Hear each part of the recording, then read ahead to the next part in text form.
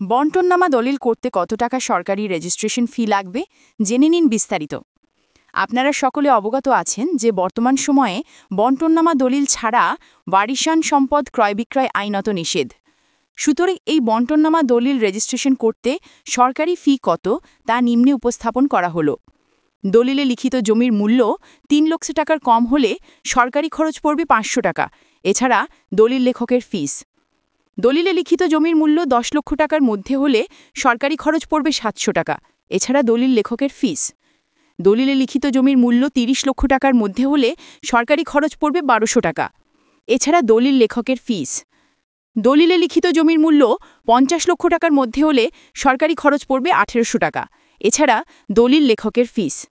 দলিলে লিখিত জমির মূল্য ৫০ লক্ষ টাকার ঊর্ধ্বে হলে সরকারি খরচ পড়বে ২০০০ টাকা। এছাড়া দলিল লেখকের ফিস। উল্লেখিত সরকারি ছাড়া একটি টাকাও বেশি দেবেন না।